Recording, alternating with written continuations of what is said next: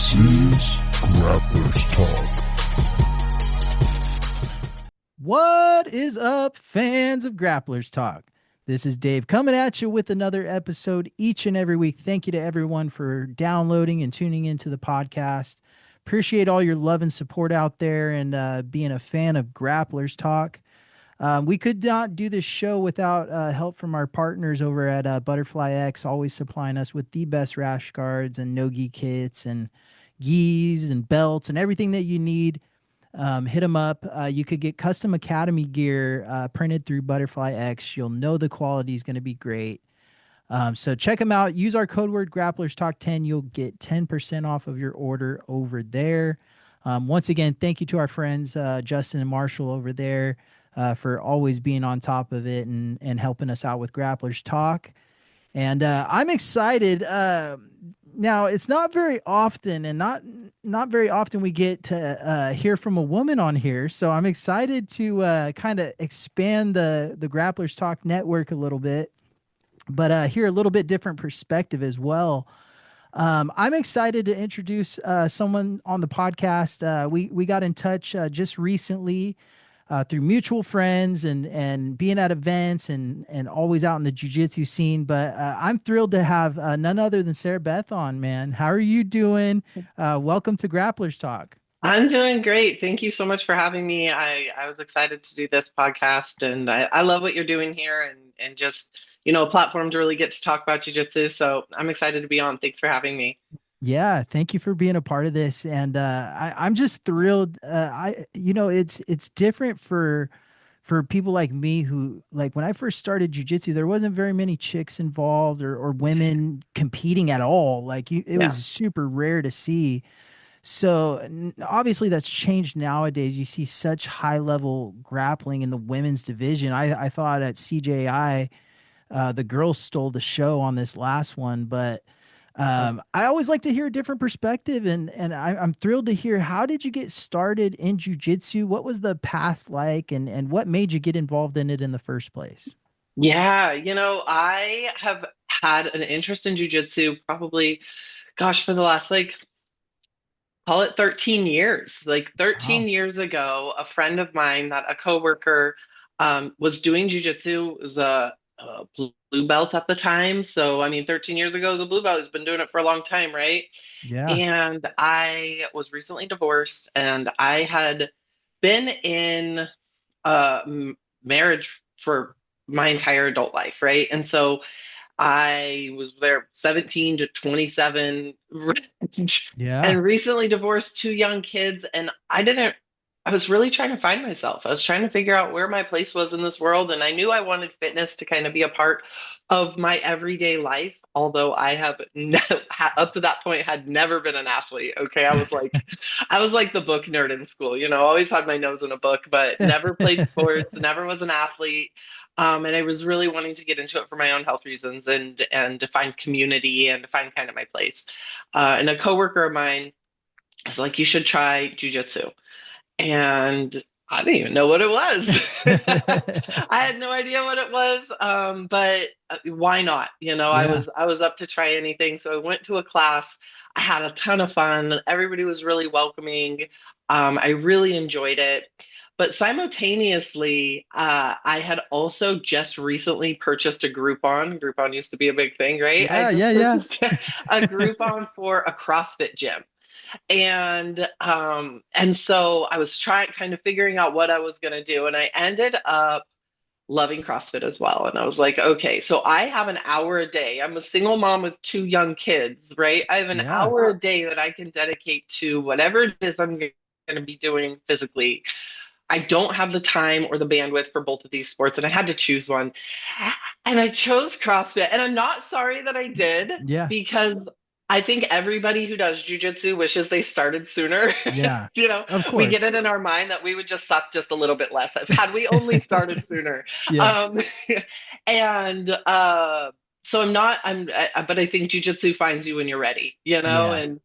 and I don't know a single grappler who really argues that point. Yeah. We all feel that, And so I ended up doing CrossFit, and it led me through a really incredible journey of just like community and fitness, and went from CrossFit to bodybuilding. And then, I mean, 2020, yeah, like 6 or 7 years ago, my kids are older. I'm more established in my life. I kind of um, had the space. I had the Yeah. space for it. And I started dating Shiloh. And Shiloh, who, for those of you who haven't seen your episode with Shiloh, he also has an episode on here. He's a black belt and was like, Yeah.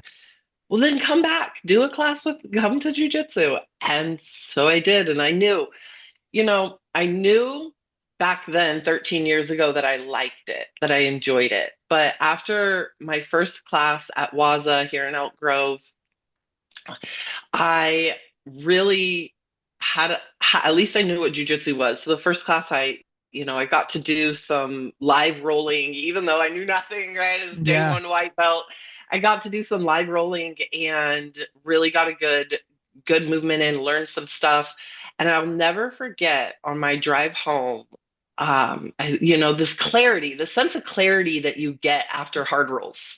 We Yeah. all know what that feels like too. And the drive home, it's no music on. I'm just sitting in the car and I'm recounting it all in my mind. And I'm at the stoplight and I just start crying. And I knew that jujitsu would forever be a part of my life. And I've said it since I was a day two white belt, I should say, Yeah. where I went back to class the next day and I told everybody I'm going to be a black belt. And, when you're a day two white belt, people just kind of laugh it off. But then a 6 month white belt, I'm like, no, I'm going to be a black belt. And then a blue belt, I'm like, I'm going to be a black belt. And then a Yeah. purple belt, I'm like, I'm going to be a black belt. And now I don't think anybody laughs at that. Yeah. But for a long time they did. And I think that it healed a lot of things for me. And I think there isn't still not enough women in Yeah. jujitsu. And 100%. Yeah. I think, I say should all try it. Just Yeah. try it, right? You'll know after the first class whether you hate it or not. Just Yeah. try it. Because gosh, I get so excited when I see a new girl come to class. We had a brown belt girl visiting the school a couple of days ago on Monday night, and as soon as I saw her, I was like, "Oh, I'm rolling with her." I was so excited. And so I just think there's a huge opportunity for more women to join this sport. Yeah. Yeah, but that's You that's how it found me. Yeah. you touched on a lot of pretty cool things throughout that, but one of the main things is like you found it during a time where people were like lost, I felt like, and Yeah. needed something in their life. It Hmm. wasn't just you. There were so many people that, got really deep into jujitsu around that COVID time, around that 2020 time. And Hmm. it really just helps so many people. And you talked about that sense of clarity. Like, I don't know how many times I've driven home from a jujitsu session and just no music. You're just No. replaying everything in your head. Yep. Okay, where did I go wrong? Where did I go right? Yep. And those reflections, and you really know when you've been tested as well. And Hmm. like, okay, I was in a bad place. I got to fix that in my game. Hmm. And but it's also too like it can be intimidating for a woman to walk into a gym full of dudes, full of big, like, muscular dudes that are all sweating like crazy, and 100%. crazy looking ears, and all that comes along with jujitsu, the smell, whatever it may be, right? But being able to overcome that, and be able to get into a room where there's not as many women as there is Hmm. men, and Hmm. be able to really embrace the art and embrace the sport is really impactful, and shows what kind of person you are, and what kind of things you're looking to achieve as well. But Yeah. go ahead. The intimidating factor, you hear it a lot for people when the women I know who have never tried it. I'm really good at getting my friends to try jujitsu once, Yeah. and less successful at getting them to stick with it forever. But for those of them who have never tried it, that's what they'll talk about. It is very intimidating, and I have to really, paint this picture. No, you're not showing up as a woman, a day one white belt female, showing up on the mats and everybody's just there to kick your ass. Like, Yeah. that's not, nobody has fun doing that. Nobody wants to beat you up. You Hmm. show up to learn how to play the game, and they're going to challenge you, but they're not trying to hurt you. They're not trying to make, they want you to come back, right? We want Yeah. this to be a good experience for you so that you come back. But it is intimidating, the idea of it, and then intimidating when you first walk in the door, and you'll see a lot of women like approach roles or approach their first couple of days or couple weeks or even months very timidly in their roles, right? They're not just going for things, they're very timid. And that is, piece of that is the intimidation factor, but overcoming that was the healing. And I think that for a lot of women I know in this sport, it was the healing. And I can speak for myself confidently, obviously.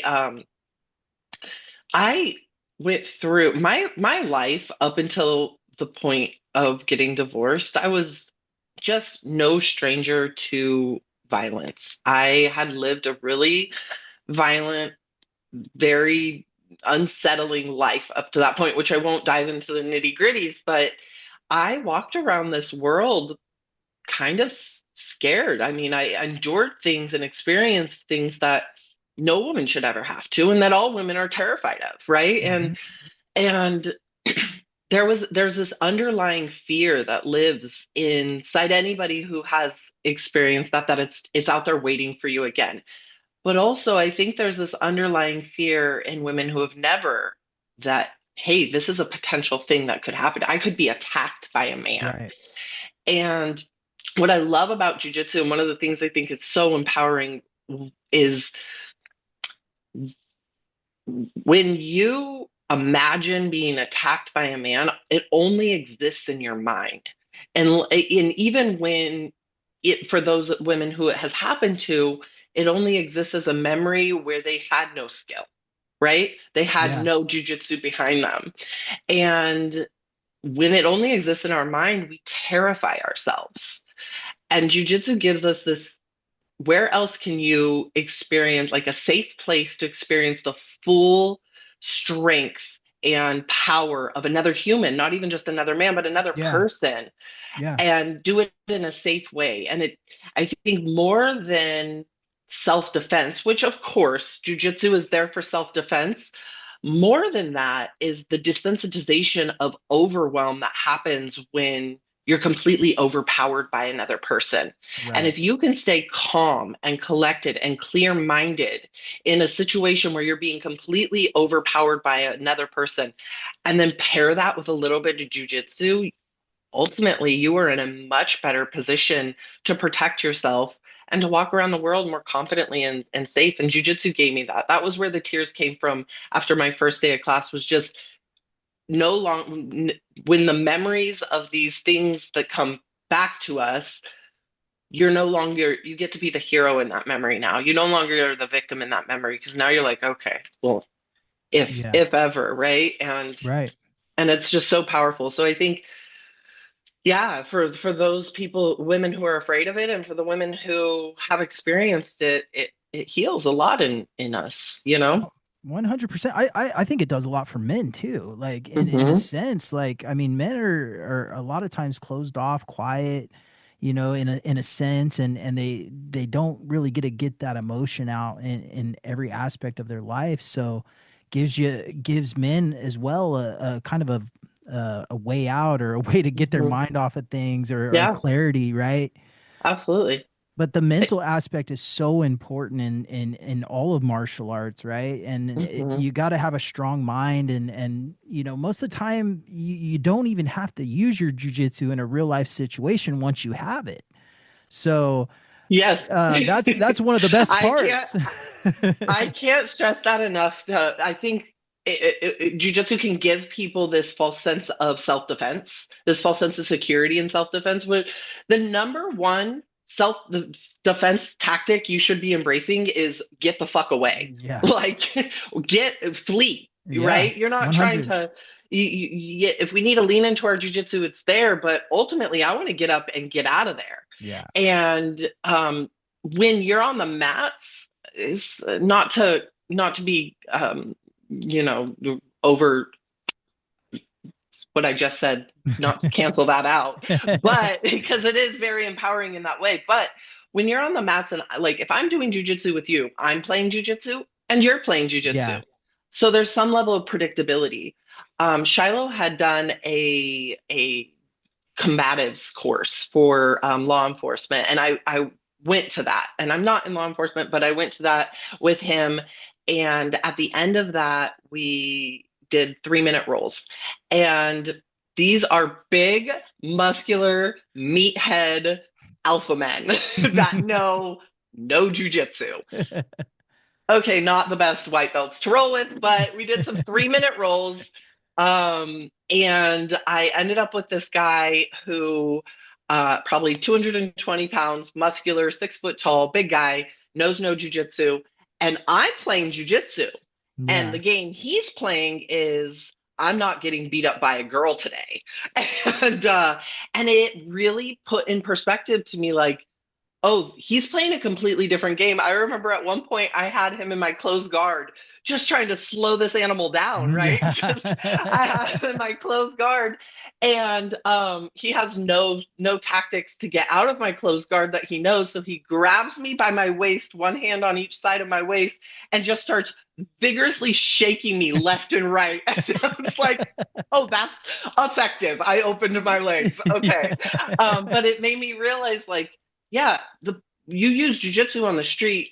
You're playing jujitsu, but they're not. So Right. it's really important that you keep that calm state of mind because you're not in a role, but if you're calm, you will find an opportunity to use a tactic. And there's a Yes. difference between that. So the mental aspect is huge. Yeah. Yeah, people aren't really prepared for real life situations in a sense because it's not fair. Like there's eye Yeah. gouges, there's Yeah. I said it a while back and one of my buddies was laughing at me. I said it on the podcast. I want to bring eye gouges back to the UFC because like it's a real tactic you might have to experience Yeah. and it's just like when that kind of stuff happens sometimes if you're not prepared for it your whole mind goes out the window like what's going on. Hmm.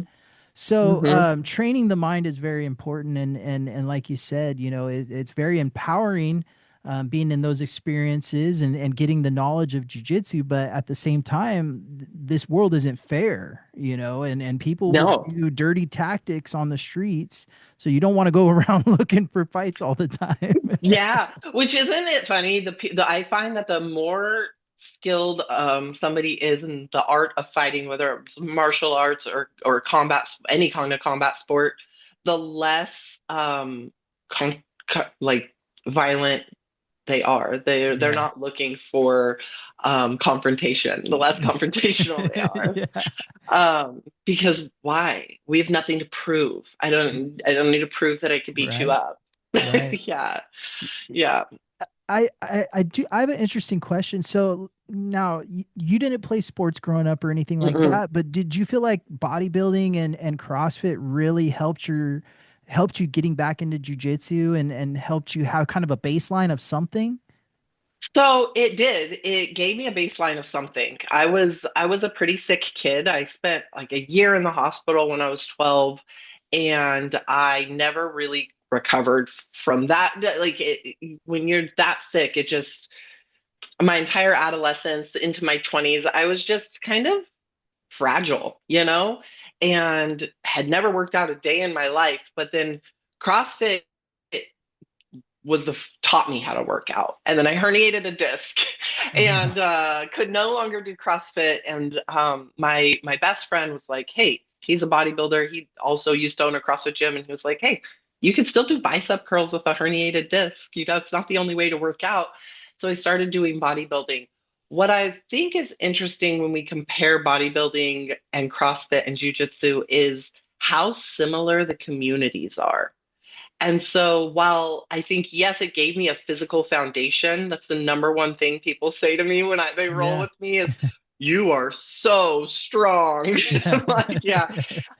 It gave me a physical foundation, which has absolutely given me some sort of an edge in my jujitsu. I'm 6 foot tall and I have a lot of muscle on my frame. So I'm heavy. I'm 170 pounds. When I go into a jujitsu competition, I mean, the other girls aren't built like I am at my weight Right. class. Yeah. And just because they're the same weight as me doesn't mean they're the same athletic build or strength as me. So it does give me an edge in strength, but only so much. Technique at a certain point will override it. Strength isn't nothing, but it's also not everything, right? Right. Right. But I think I was really primed to join jujitsu just be the similarities to the communities, right? It's very cult following kind of idea, and very supportive, very encouraging, more so in CrossFit than bodybuilding, but um, the community was easy to slip into because I was already used to communities like it. Um, but I couldn't do both. I still lift. I still train in the regular gym and lift weights every day, 5 days a week. But I don't compete in bodybuilding anymore. I got to a point to where not because of time, but because of how conflicting the sports are, I had to choose one or the other. I Yeah. could either give 100% to bodybuilding or I could give 100% to jujitsu. But when you're competing for bodybuilding, you don't have the energy to be good on the mats. You don't have the calories to be good on the mats. And so that's how you get hurt. And I got what I needed out of bodybuilding, but at the same time, it was taking more than it was giving. And when I lay the two sports out, I'm like, oh, what does IFBB Pro mean? It means nothing to me. Like nobody, it literally does not matter. Nobody cares. Yeah. Um, but a jujitsu black belt is a skill that I can take with me forever. And turns out you can still look however you want to look and not step on a bodybuilding competition stage. So Yeah. Jiu-jitsu is it's pretty incredible, but it takes a full commitment. Like if you're not fully yeah. committed to it, it is going to take a little bit longer, and you probably will achieve some of the things, but they may just take a little bit longer over time. But jiu-jitsu's it has a unique thing, and it teaches you about yourself, hmm and that's what I want to hear is what's like a couple of the main things jiu-jitsu has taught you about yourself.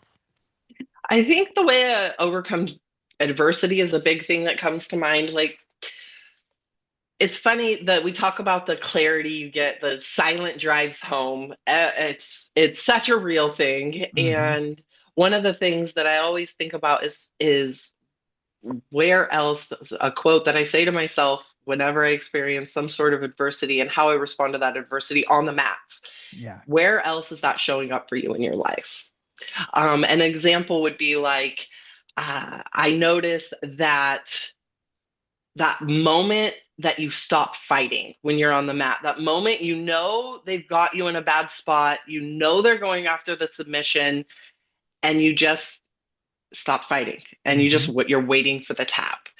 And I would catch myself doing that. And I'm like, why? Where else is that showing up for me in my life? Where else am I getting to the place, like that line of what I'm capable of and what I can endure, and then choosing to stop, Yeah. right? It's one thing to get to a place in a role where they've tapped you, they caught you. But another thing they caught you because you stopped fighting to escape, right? Hmm. Yeah. And so I noticed little things like that in doing jujitsu. Jujitsu is life. Where you see one thing, you see all things, Yeah. everything's the same. And if you can take the lessons that you learn on the mat and ask yourself that one simple question, where else does that show up for me in my life? I mean, the personal growth and development that comes from that is massive. Oh yeah. And I noticed that a lot. So I would say the way I approach problems has transformed. Yeah. There's no quit in me anymore, Yeah. and we're in a cool sport that gives us the opportunity to step on a competition mat, which will only amplify that zero quit.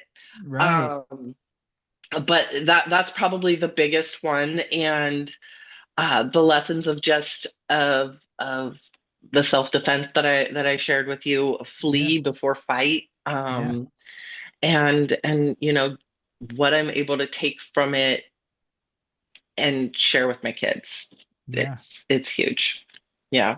It's important, and I'm glad you brought up the kids, because like being a mom and Hmm. obviously running a household and everything involved with that, and God bless all the moms out there that still find time to train, but and bodybuilding and working out and everything that you have going on in life, time management can be important, right? And let's Yes. talk a little bit about that, how you manage your time, or how it's helpful for you to manage your time. Yeah, I find that figuring out what your non-negotiables in life is step one. I'm uh kind of a crazy person when it comes to time management. I'm real good at it. And you have to be, right? Yeah. I'm an entrepreneur. I have an entire roster of clients that I'm coaching through their fitness journeys. Hmm. I was a single mom of my kids from the time they were 1 and 3.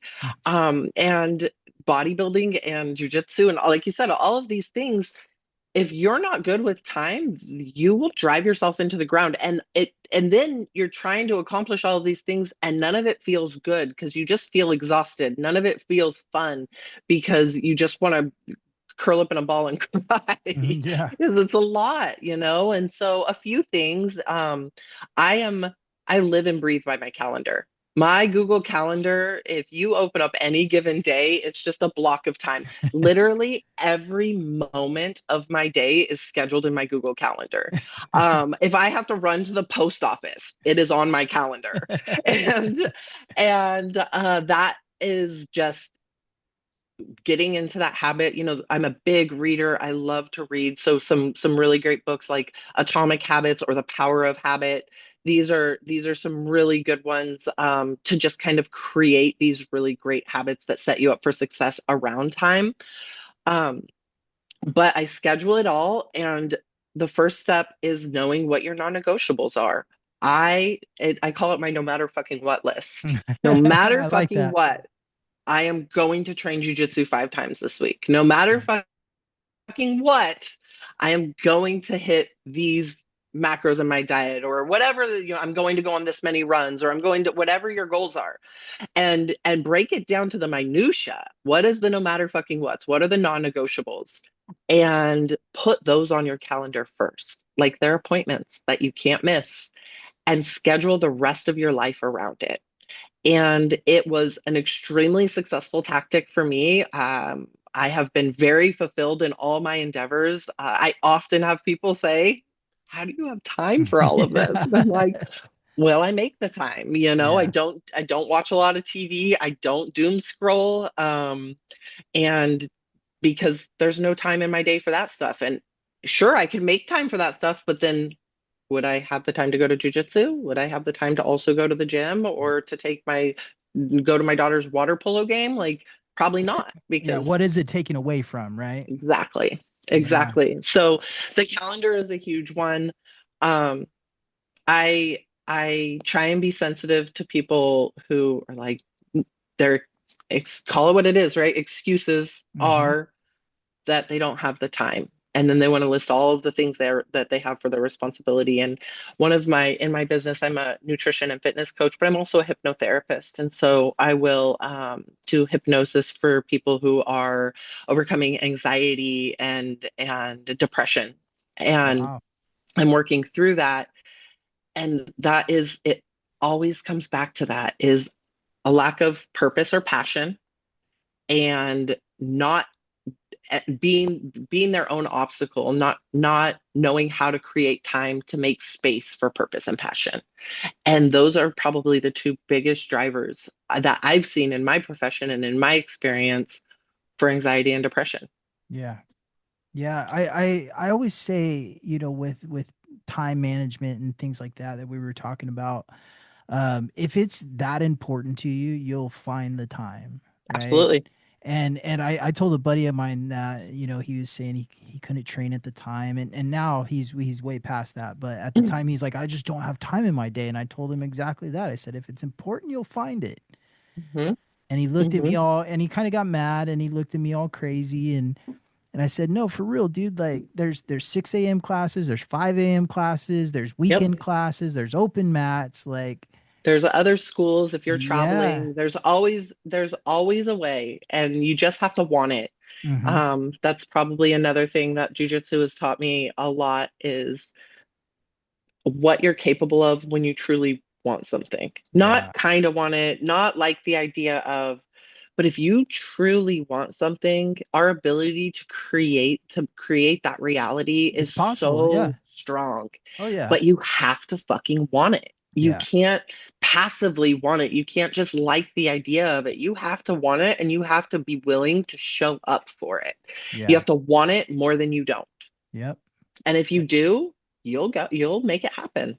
Yeah. Yeah, that's I've never heard a truer statement said on this show. Like it's so true. Like if you really want it, you can make it happen. Hmm. We wake up every day. We got the ability to change our lives for the better, the worse, whatever we want, right? We're in control of this thing. Absolutely. And we live the life we want or we should be, right? Absolutely. I'm like I said, I'm a huge reader. And so, to those of people who are watching this that know me, this will come as no surprise that I'm going to talk about this book, because it was probably the book that changed my life. But I apply it to jujitsu all the time, specifically competition, but even just in the long term of jujitsu. So the book is called Into the Magic Shop. And it is this book about our ability to create our own reality, our ability to manifest, Hmm. not to use the woo woo word. I don't want to scare anybody away with woo woo things, but our ability to manifest are the reality we want. And it's a really cool story because it's the true story. It's a short book, it's a fast read, and it's incredibly powerful. But essentially, this kid is grows up to be a neurosurgeon and studies the effects of manifestation on the brain and all of these things. But growing up, when he was a kid, this old woman in a magic shop taught him how to kind of center his desires and manifest reality. And the book is really cool because he's telling the story of how she taught him, but because he was a child when he learned, it's told in a way that even a child can understand. Mm. So it really simplifies manifestation. But I use it on the competition mats a lot because the idea is you don't visualize the path on how you get there. I mean, any black belt you talk to that I've talked to is going to tell you their journey took lefts and rights that they didn't expect. You can't Yeah. know what that path is going to look like. So, marrying yourself to this idea of this is what the path's going to look like, you're only setting yourself up for frustration and probably failure Right. because it's not going to be what you expect. But if you can visualize the finish line, if you can visualize in competition, visualize them holding your hand up as the winner, visualize yourself on the podium with the medal, visualize the celebration dinner for accomplishing it. And not just visualize it, but truly allow yourself to experience the physical, visceral excitement that comes with that idea until it feels like a memory. And then anytime you get nervous, anytime you're right before competition, you're about to step on the mat, your heart starts racing, your breath gets shallow, your palms get sweaty, and you can see this happen to competitors right there. Oh They might have yeah. been good all the way up until that point, and then right before they step on the mat. And so when I'm sideline coaching with Shiloh, obviously I'm just a purple belt, so I don't go out there and coach on my own, but I'm with Shiloh a lot when we're coaching. I'm like, okay, so no more shallow breaths. And then I take that nervous energy and imagine that you're winning. Because when you feel that nervous energy, if you can just take that energy and shift it into that visualization that you made into a memory, even though it hasn't happened yet, Right. I'll tell our athletes, like, you already won. Time just hasn't caught up yet. It already happened. You already won. So just let it go. Let it go. Yeah. Just go do good jujitsu. You already won. Yeah. And then, even if they didn't win, that mindset makes you win anyways. So Yeah. You still feel good about everything. exactly. Yeah. Exactly. I want to back up to your hypnotherapy because Yeah. I got a we did an event a while back. My cousin threw an event and had a professional hypnotist come Mm-hmm. out. And this guy is like he was on Mythbusters and he's like Mm-hmm. the man. And it was during COVID times where people weren't throwing crazy events and things weren't the same. And he was actually not getting very many hypnotizing things because he does it as a Yeah. show. And but I tell you what, this guy was good. This Yeah. guy was legit. Like I've never seen like too much hypnotist stuff, but I seen him start to talk, and I mean, he had people speaking in Japanese, Mhm. and and he's like pretty much telling us like, "Hey, you let me know how far you want this to go, and I can make him do anything. Like, I could put him in a good mindset or whatever you Yep. want, right? You just let me know, and I'll hypnotize them all." And he had like 20 people up there, and if you've ever seen like a hypnotist show, like after a while, certain people leave and stuff like that. But I've never seen anybody. He had the whole group still rocking and rolling, Yeah. and then a buddy of mine went to go talk to him and help him out to the car and was telling him some of the stuff he struggled with. And we never got confirmation on this, but he's like, I swear, like he looked at me and there was some sort of something going on that like he knew exactly what I was talking about, and he thought he hypnotized him, but it was just interesting because like I didn't know if it was real or not until seeing that, and Oh yeah. oh yeah, it's real.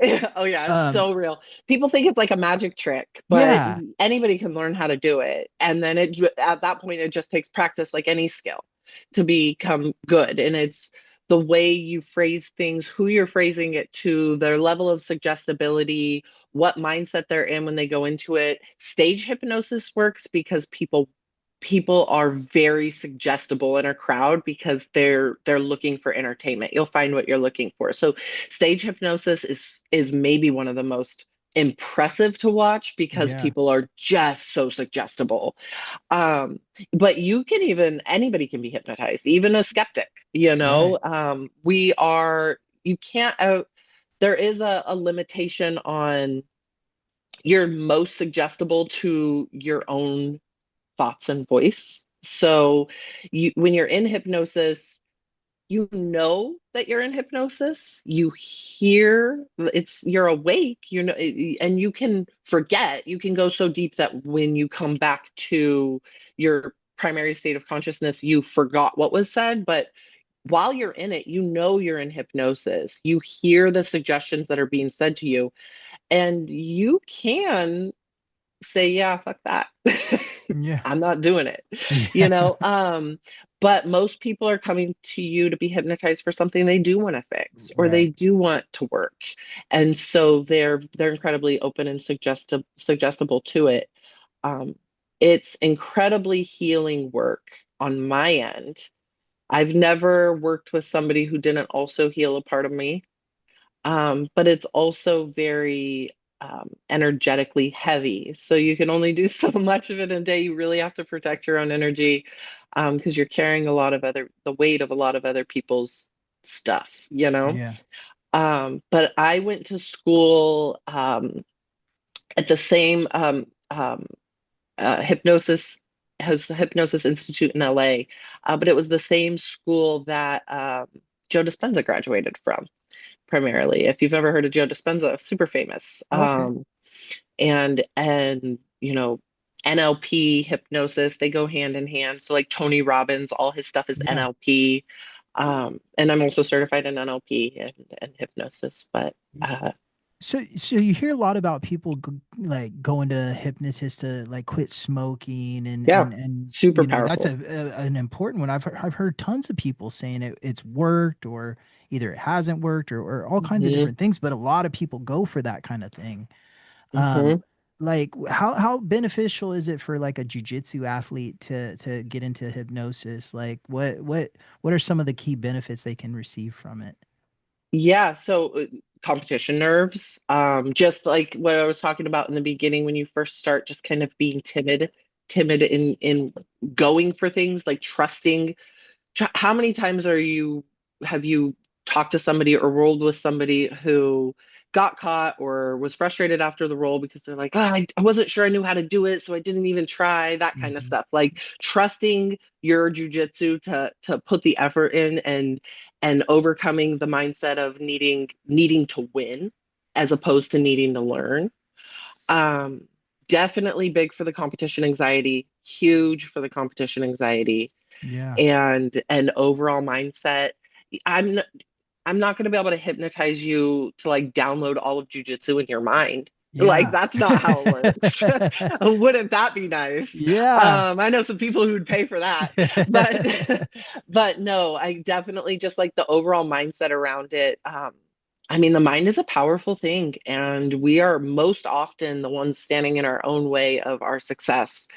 And hypnosis just takes you to a place of in your consciousness that allows you to get out of your own way and Yeah. to see the win. When I was in school, I was still doing bodybuilding and I had a competition coming up. And right at the end of bodybuilding prep, you get really, I mean, your hunger hormones are all messed up. So you can eat and you're starving, even though you just ate 2 seconds ago. Like, your fat levels are so low that the hunger hormones are just screaming at you. And it's important to remember while you're in that place, like, it doesn't, you could eat a feast right now and you would still be hungry because it's not a physical hunger, it's a mental satiation.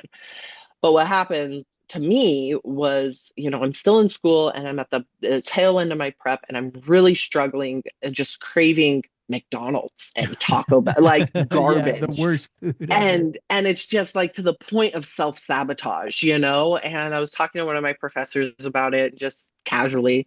And he offered to hypnotize me, just to help. And I was like, absolutely, right? And I'm only like a year into school. I'm no expert, but learning. And I'll tell you what, I didn't, not only didn't crave junk food one single time during the rest of that prep, but my hunger stopped. I didn't feel that crazy ravenous hunger. And I was definitely more calm, cool, and collected through the remainder of my prep. And then even into coming out of that prep and reintroducing foods, I didn't go on to like these binge cycles, which are really, really common coming out of bodybuilding prep Yeah. because your hunger hormones are so messed up. So Right. I mean, it's super powerful and it just lets you get out of your own way and kind of shift your mindset to a place that allows you to be more successful Yeah. at whatever it is you're doing. 100%. Yeah, you also brought up Tony Robbins type of Hmm. hypnosis, and I've actually been to a Tony Robbins thing a while back. This was a few years back, and I was literally blown away. It was crazy. He had Amazing. the whole crowd. Like, I mean, we were joking, but we were like, man, everyone was hugging and kissing, and like, I Hmm. mean, it was the craziest thing. Like strangers going up and giving each other the biggest hugs, like they've known each other for 50 Yeah. years. Yeah, you'll see this at the Joe Dispenza seminars too. And it's the same Yeah. thing, NLP, It neuro-linguistic programming. So it's yeah. just using words to find where those to put it really simply. uh, Everything exists in our mind somewhere, right? If when you think of your favorite meal, if you were to just think about it, like if you had to point to it in your mind, where is it? And you can then make that more vivid or more dull. You can move it to somewhere else. You could take your favorite meal and make it taste disgusting.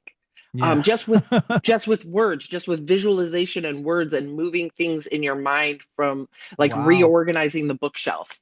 And so that's very simplistically NLP, Yeah. um, but very powerful for things like phobias and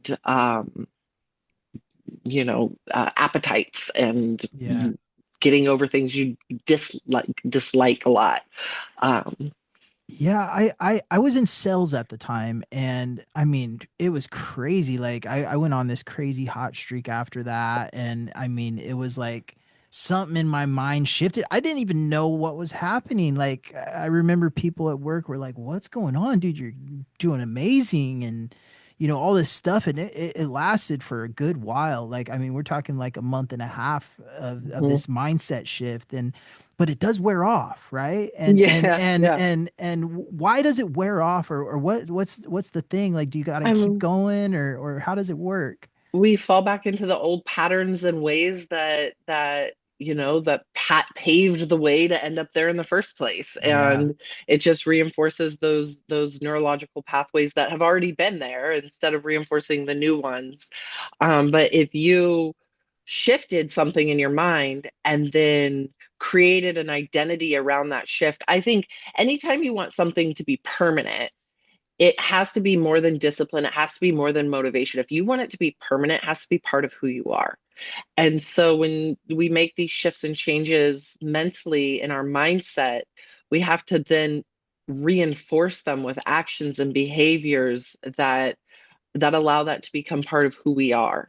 Yeah. And then then now you're reinforcing the new neurological pathways as opposed to the old ones. Wow. That's Mhm. yeah, it's powerful. I've seen it, Mhm. and even like I said, the gentleman that hypnotized the crowd, and I Yeah. mean, the we had a coworker in that crowd that was being hypnotized, and he actually did amazing after that, and Yeah. did very well with his career. And I attributed it to the hypnosis. He was always laughing about it because he was telling jokes in Japanese and things like that. Yeah. But at the end, he put some powerful stuff into him, and I mean, Yeah. I wonder how many it actually affected, and I'm sure it works. Like I seen it. It has to Yeah. work. It absolutely does. It absolutely does. And you can do self-hypnosis too. Like that's a thing. You could even go on YouTube and listen to like self-hypnosis pre-recorded, and it ends up being more of like a meditation when you're doing it on yourself, but it's not a magic trick. You know what I Yeah. mean? Like I don't have a magic wand that I'm just like It like feels like it though, right? yeah, It yeah, does it feel does. like it It in a does. sense. It does. But People are always really surprised I can do it over Zoom. And they're like, well, don't you have to be in person? I'm like, why?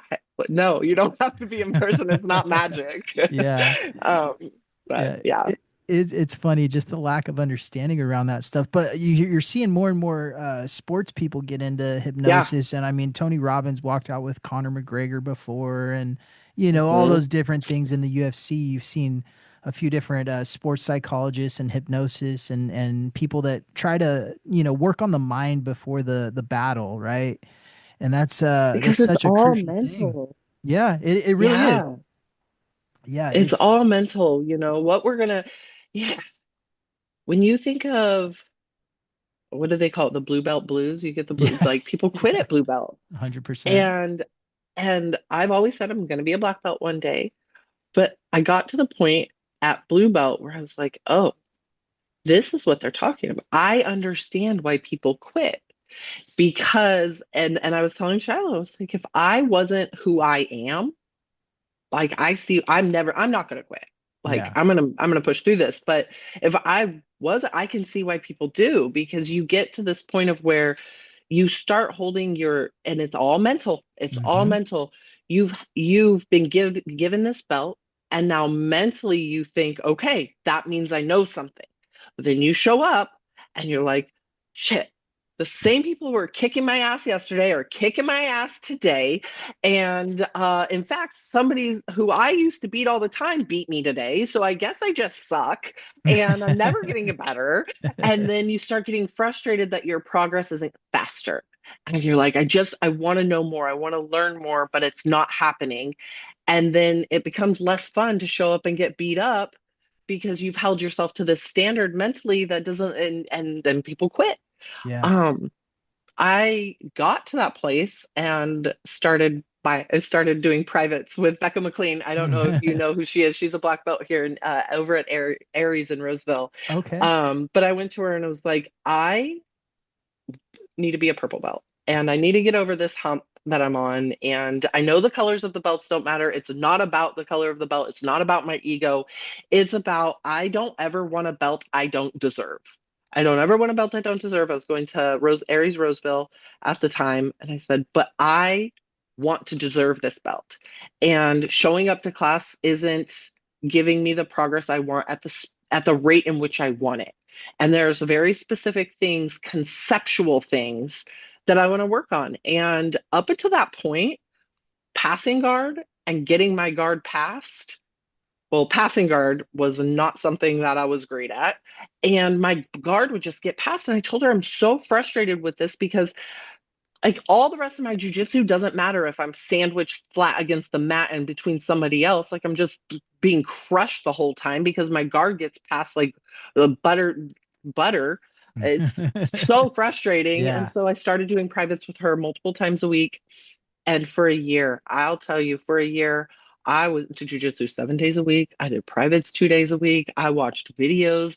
I went to different schools. I rolled with as many people as I could roll with, and that was about 18 months into my, or yeah, about a year and a half into my blue belt. I started doing that, and Yeah. then after a year of that, I was like, oh, I have a guard game now. I have a passing game now. Okay, I'm over this hump. And because I got through that hump, I no longer feel like my progress isn't fast enough. I have learned the lesson that it's not about you're never going to learn this overnight. There's always going to be somebody who can Yeah. beat you. There's always going to be somebody who's faster than you or stronger than you or knows a move you have never seen before. And I wouldn't want it any other way. I don't ever want to be better, the best in the universe. No. What is there left to learn at that point? And Yeah. that's what makes the sport so fun is there's always something to master, there's always something to learn, there's always something to a problem to solve. Like I don't need to be better faster. I just need to keep showing up and doing the thing I love, and I'll be as good as I'll be the best I can be, you know? Right, right. And it's important, even at black belt, right? You do all this work and even for me, like, I mean, it was years of wanting to get to that black belt level. But once you get there, it's just more jujitsu, right? It's just more Yeah, learning and yeah. developing. So, like, I mean, it does hold a certain standard and a certain weight, but the progress is still the same. You're just looking to improve yourself and Hmm. your well-being and your jujitsu game. So, Hmm.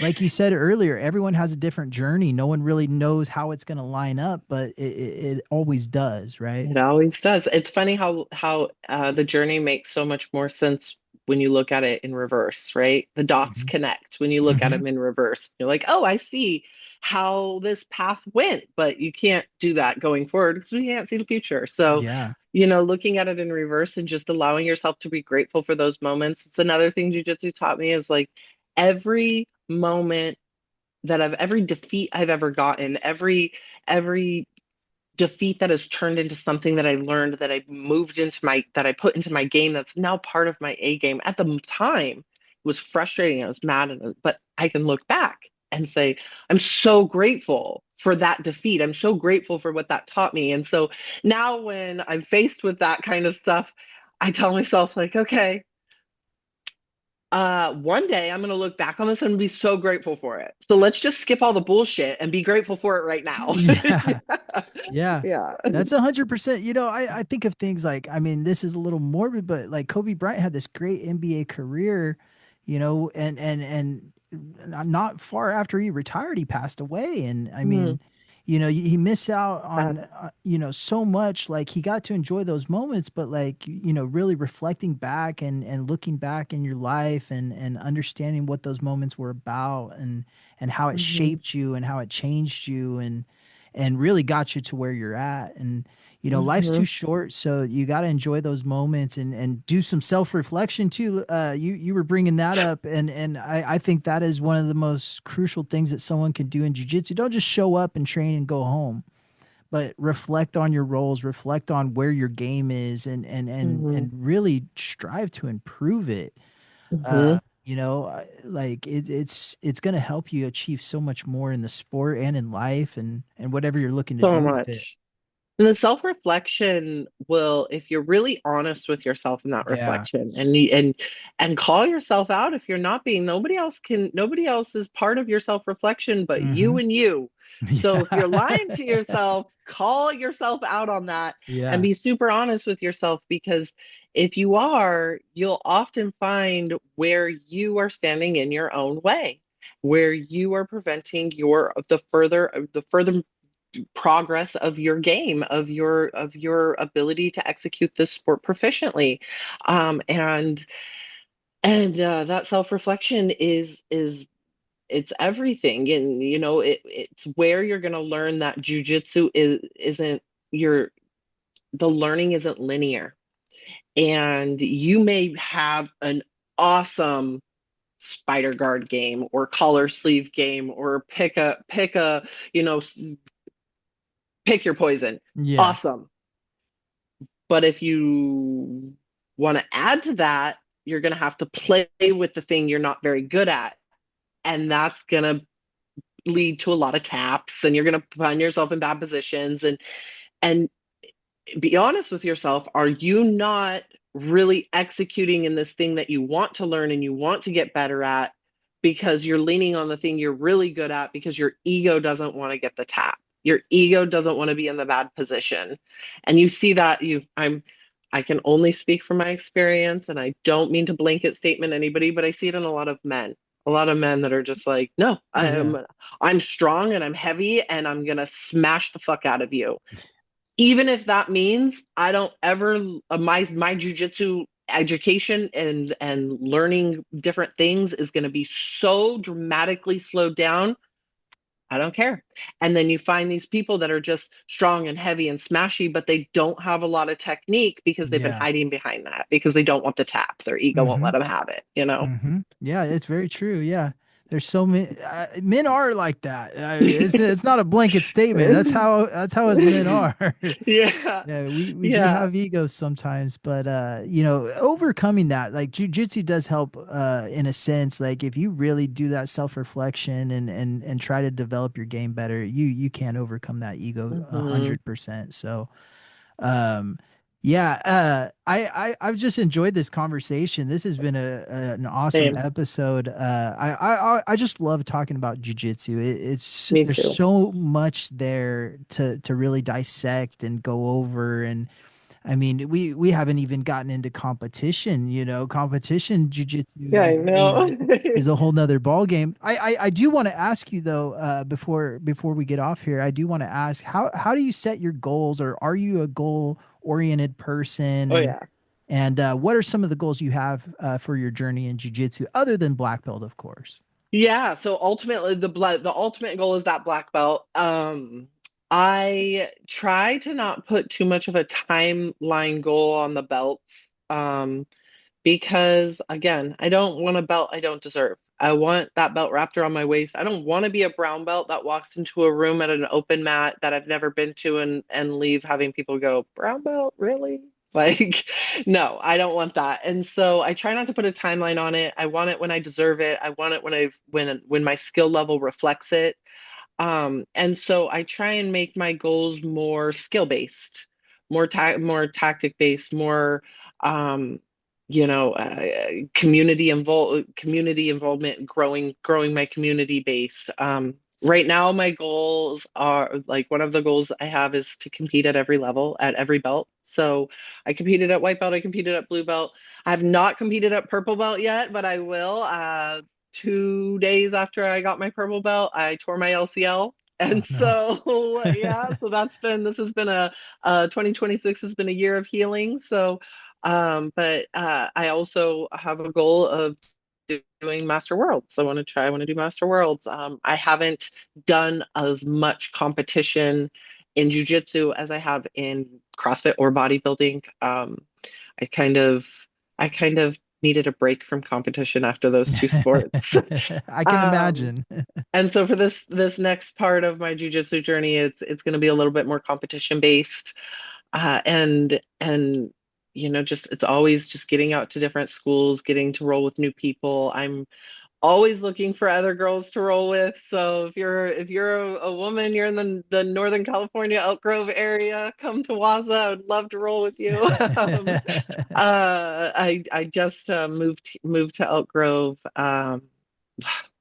last in June. Yeah. Before that, I was at Aries Roseville, and so we had a good group of girls up there. But and we've got a great group of girls at Waza too, just an awesome group of girls. But I know we are always looking for more. So Yeah. yeah. Yeah, I do want to ask you one more thing before we let you go, and it's kind of a different turn, but we've been seeing a lot of I'll just call it like it is, inappropriate behavior Mm. in jujitsu. I don't get to talk to many women grapplers about this kind of stuff, but what do you think is the whole deal behind this? Like where do you think like we can improve as a community to not tolerate this kind of behavior from high level instructors, right? Hmm. Like that have been exposed on that kind of stuff. What do you think that we could do as a community or as a whole? Yeah, and it's a touchy topic that I have some mixed feelings about because I very much live my life. There's a few things. One is we teach people how to treat us. And I don't ever want to sound like I'm victim blaming anybody because I'm absolutely not. I am all for the safety of women in this sport and the safety of women in general. But what I mean by we teach people how to treat us is one thing I think um, we as a woman as the person this has happened to, right, you don't get to control anybody else's behavior but your own, and you can only control the way you react to somebody else's behavior. You have no control over what somebody else does, which can put you in a vulnerable space, especially in a jiu-jitsu school where the skill disparity is big, with these high level instructors. And so what I think we can do to take some personal accountability is call that shit out immediately. What are we doing waiting for months and weeks and years and then Yeah. it's getting uncovered? Like, I understand that it's scary. I understand that it's hard. I understand that it's intimidating, but that's not a reason to not say something. Call it out, however you're going to call it out, whoever you're going to talk to, whether that's going to be publicly, whether that's going to be another, high level instructor at a different school that whether it's going to be the cops, depending on what the charge, what the offense was. Right. Why are we letting it go on for so long? Why Yeah. why are we putting up with it? We teach people how to treat us. And the longer you put up with something, the only message you're sending is that it's you're going to get away with this behavior. You can continue to Hmm. to walk on me like a doormat. So that's one thing. And then in addition to that, when somebody's called out, I mean, I think we're doing the right thing by icing them out of these schools. Like, Yeah. you don't get to be a high level instructor. I think you shouldn't be welcome on any mat with any women. And that, I think, is true whether the offense happened in the jujitsu community or just there's somebody who have offended Mhm. sexually or violently towards a woman in general or a Yeah. child in general. Why are they allowed in these four walls? Yeah. And you've seen some schools handle it really well and other schools not handle it as well. But I think, taking that personal accountability of, yes, I can take responsibility for the part I played in the creation of this reality in that I didn't say something sooner. I didn't say something immediately.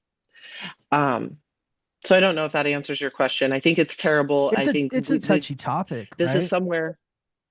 Yeah. It's the jujitsu mats. We go there to be empowered. We go there to learn how to be safe in a sketchy situation with an overpowered, potentially overskilled individual, and to have that be used against us or be taken advantage of in that vulnerable state is despicable, Yeah. um, and also needs to be called out immediately. Yeah, it's just so sad, like I mean, Hmm. I hate that, like I mean, I hate that it's happening, first of all, but like, I mean, you've seen this kind of like martial arts thing for a lot of years, and years ago this kind of stuff would happen all the time, and Hmm.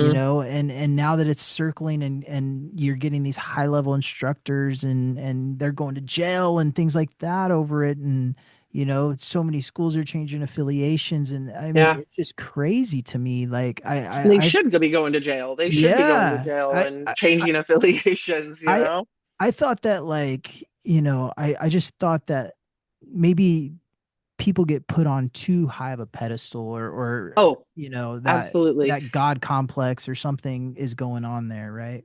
Absolutely. They think they're the shit because, well, the rest of the world has this whole community of people essentially, and, to use the word lightly, worships the ground they walk on.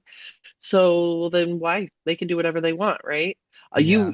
In their minds, in the minds of the narcissistic abuser, oh, you as the woman, you're lucky to have my attention. This is a gift for you, right? Well, not if she doesn't fucking want it, right? Right, right. Yeah. And I mean, this is, like I said, this is true for people who offend violently or sexually against women or children on or within the community or outside of it. I Yeah, know a couple of grapplers, I won't name any names, that I know have done things like go to jail for beating the shit out of their wives, you know? yeah, And I'm like, I will never be your friend. I'm never going to roll with you. I'm never going to allow your energy into my energy space because you like you're a black belt in jujitsu. Did it make you feel like a big strong man to beat your 5'2" little tiny petite wife up? Like I don't understand. You yeah, you put her in the hot. You're a black belt in jujitsu. You what did you have to prove? You couldn't control your emotions to not, you know what I mean? So, and that didn't happen within the jujitsu community. That's just something I know happened to that individual personally. And I'm like, yeah, you yeah, will never be somebody in my circle. Like I have no yeah, respect for you as a black belt or as a human being. And yeah, that's another way us women can stay safe. Hey, listen, we know who these people are. Let's stay the fuck away from them. If we yeah, know who these people are, don't roll with that person. Don't chit chat with that person. Don't be alone with that person yeah. and call it out. Well, and I think something that's very important is regardless what color their belt is, right? If a creep's a creep, regardless Totally. if they have a black belt or a coral belt, right? Gosh, and we know you can feel when you're rolling with somebody, you feel that like you know them on a different level after that. We know our intuition is so strong. If somebody gives you the ick or the creeps, you're right. Stay Yeah, away from them. yeah. Even if you Always have listen to your no reason, gut. yeah, even if you have nothing, no reason to back that up, you're just like, that person is, I don't know, doesn't sit Yeah, right with me. So then don't roll with that person. Don't yeah, just protect yourself. yeah. I think that's very important. Call it out and protect yourself, right? Yeah. Be smart. Be Yeah, smart. yeah, We are smart creatures with intellectual minds and the ability to tap into very powerful intuition. So call it out and make good choices. Just keep safe, stay safe. yeah, yeah. That's what it's about. That's why we're doing jujitsu, right? To stay safe. Hell yeah, exactly. Exactly. Well, Sarah, it's been a awesome conversation. I really Yeah. enjoyed having you on, and Thank you. it's been awesome getting to hear your story and getting to hear kind of a different perspective of everything and some of what you've gone through. I just appreciate the interview and I just got to say. Thank you again for being a part of this episode. I always like to give our guests just a few minutes for any sort of love towards their homies, friends, loved ones, anything like Yeah. that. Any shout outs towards your professors or anything like that. But just take a couple minutes. The floor is yours. Oh, thank you. Yes, I have had such an incredible time on this. Thank you so much for having me. I love any chance I get to talk about jujitsu and to speak to just other women in general about it. I hope I've inspired some of you to try it, and I hope that you love it as much as I do. But if not, at least you know you tried it. You know. I wouldn't be where I am in my jujitsu journey if it weren't for the amazing community and the people I have standing behind me, cheering me on in my corner, my amazing training partners at Aries BJJ in Roseville and Waza BJJ in Elk Grove. Um, you know, Derek D'Amano owns Waza. We've got Julio Feliz over at Aries, and just two incredible professors who just create some really great grappling partners. I am so grateful that I have never had any kind of negative experience with men on in my jujitsu journey.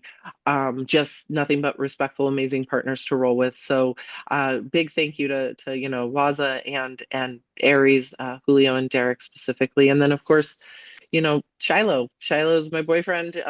He's the reason I'm back in that I started jujitsu again, and that he you know kind of brought it back to the surface of my awareness, and constantly my teacher. You know, Mm, we just hanging out in the at the house, and he'll press pause on we're watching a movie, he'll press pause and be like, okay, now put me in collar sleeve and teach me something new on the living room floor. It's always jujitsu, and just the ability to have the really long philosophical and conceptual conversations that help us grow and develop as people.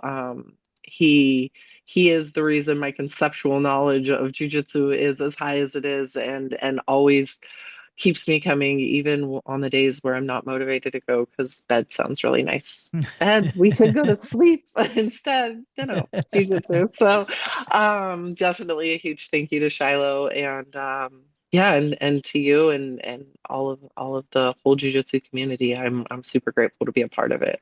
Yeah, it's been awesome getting to talk to you. If anyone wants to follow your journey or find you online to maybe get some coaching, how do they get a hold of you? Yeah, so I'm on Instagram, and it's just so it's Sarah Beth, but it's SA.RAH.Beth. So you'll find me there, and that's the best way to just shoot me a message on there, or shoot me a follow. I definitely love to follow other female grapplers in their journeys as well. So and also if you need to get hypnotized. Yeah, or need some nutrition coaching, or Yeah. some physical training. I help a lot of people in the jiu-jitsu community make weight for fights in a safe way that doesn't leave them dehydrated and struggling on the mats, and just make overall more functional strength. Strength is never a weakness, and in jiu-jitsu it's not all about strength, but it's a little bit about it. Yeah. And so just getting stronger for the mats. I have several jiu-jitsu clients, both for hypnosis and also for nutrition and strength training. Everything I do is virtual, so I have clients all over the country, and sometimes the world, depending on who crosses my path. But everything's virtual, and just really helping people become the strongest, most confident, competent versions of themselves is my passion. Yeah, that's awesome. Fans, once again, thank you for listening to this episode. You could find us each and every week on Spotify, YouTube, Apple Podcasts, anywhere where you can download a podcast, you can find us.